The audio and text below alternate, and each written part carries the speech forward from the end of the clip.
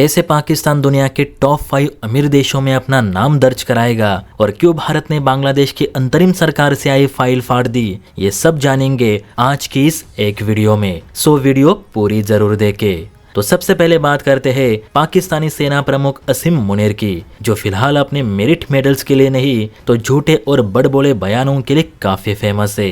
अभी कल की ही वीडियो में मैंने आपसे कहा था कि कैसे इस इंसान ने खुद ही झूठ मूठ का प्रदर्शन दिखाते हुए पाकिस्तानी मिलिट्री का दूसरा सबसे बड़ा अवार्ड यानी हिलाल-ए-जुरात से अपने आप को सम्मानित किया। हालांकि जब भारत पाकिस्तान में युद्ध हो रहा था तो यही मुनीर भारतीय मिसाइल हमलों को देख एंटी मिसाइल बंकरों में जा छिपा था। अब इसी मुनीर ने वो स्टेटमेंट दी है कि जिसे देख ना तो आपको अपनी हंसी रुक पाएगी, ना ही आप पाकिस्तानियों पे ठीक से तरस खा पाएंगे।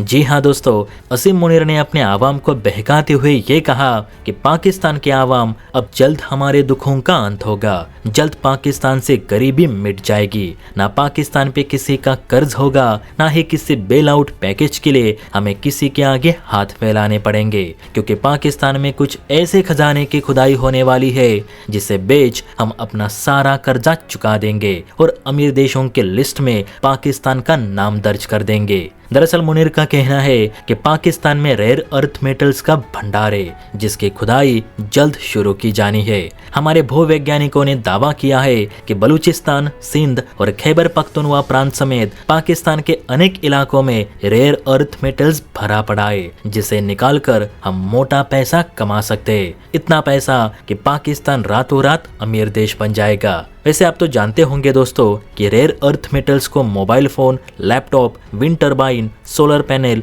इलेक्ट्रिक कार्स और आधुनिक हथियारों में इस्तेमाल किया जाता है। यह बहुत कम मात्रा में मिलता है और इसे रिफाइन करना अत्यंत जटिल है। इस धातु के बिना भविष्य की कल्पना करना मुश्किल है, इसीलिए इसे रेयर अर्थ मेटल्स कहा जाता है। फिलहाल चीन ही इस दुर्लभ धातु का उत्पादक और निर्यातक देश है।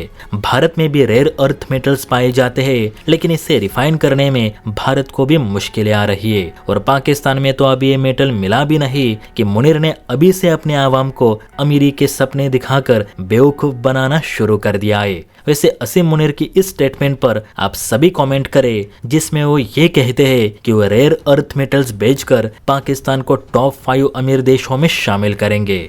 अगली खबर की बात करें तो भारत बांग्लादेश को लेकर है, जिसमें भारत बांग्लादेश पे अत्यंत नाराज है क्योंकि बांग्लादेश की अंतरिम सरकार ने हरकत भी वैसे नीच की है।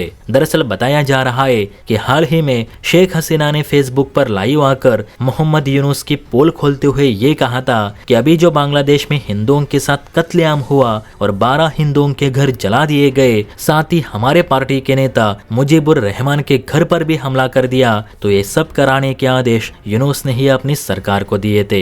हसीना के मुताबिक मोहम्मद यूनुस खुद को शांति दूत कहलाते, लेकिन इस मुखौटे के पीछे बहुत ही घटिया पॉलिटिक्स छिपी है जिसे नजरअंदाज नहीं किया जा सकता। जब हसीना ने फेसबुक पर लाइव आकर मोहम्मद यूनुस की ऐसी पोल खोल दी तो बांग्लादेश की अंतरिम सरकार ने इसका सारा गुस्सा सीधे भारत पे निकाला, प्लस भारत से कहा कि भारत अब हसीना को और अपने यहाँ शरण ना दे। हसीना भारत की शरण में रहकर वहां से झूठे और मनगढ़ंत बयान देकर बांग्लादेश का अपमान कर रही है। इतना ही नहीं तो यूनुस सरकार की ओर से भारत को एक फाइल भी भेजी गई थी जिसमें हसीना पर लगे सारे चार्जशीट के आरोप लिखे हुए थे और उस फाइल में इस बात का भी जिक्र था कि भारत बांग्लादेश के सुप्रीम कोर्ट के ऑर्डर्स का मान नहीं रखता या हसीना को वापस नहीं लौटाता तो इसे बांग्लादेश के विरुद्ध कदम माना जाएगा। अब इस पर भारत ने रिप्लाई देते हुए कहा है कि हसीना द्वारा दी गई टिप्पणी उनका व्यक्तिगत बयान है, उनके अपने विचार है, जिसे भारत के साथ जोड़ना सही नहीं।